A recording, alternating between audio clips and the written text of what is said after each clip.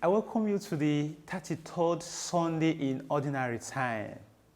Today, let us reflect on this theme, making our days count. We are gradually approaching the end of the church's liturgical year, and the readings point to end-time events.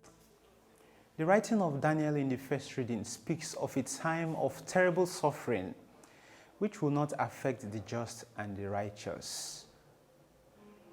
This vision of Daniel is an invitation to reflect on our final destiny, which will depend on how we live our present lives on earth.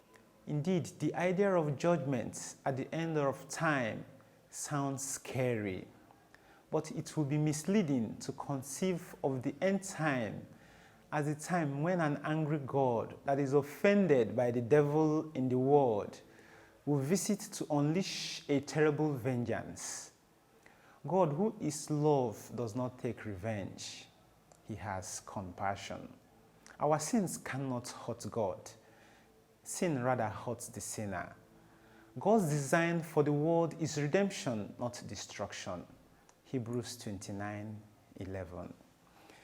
In the Gospel, Jesus tells us that the consummation of the world is hidden in the mystery of God, a mystery not only to human and angelic knowledge, but even to the knowledge of the Son of God. Mark highlights the fact, if the Master himself does not know the timing of the end, the disciples should not be too curious to speculate about it. The point remains that no one except God the Father, who made the divine plans, know the timing of the coming of the Son of Man. Jesus, unlike the disciples, leaves all claims concerning the future into the Father's plan.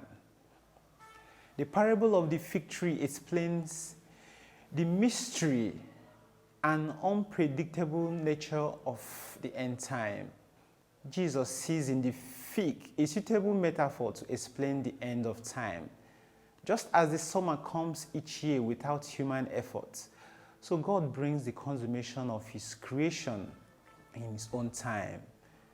The fig tree signals the nearness of summer, not its actual occurrence. Jesus also was trying to prepare his disciples both for the worst and the best of what is to come. All Christians are called upon to live in faith.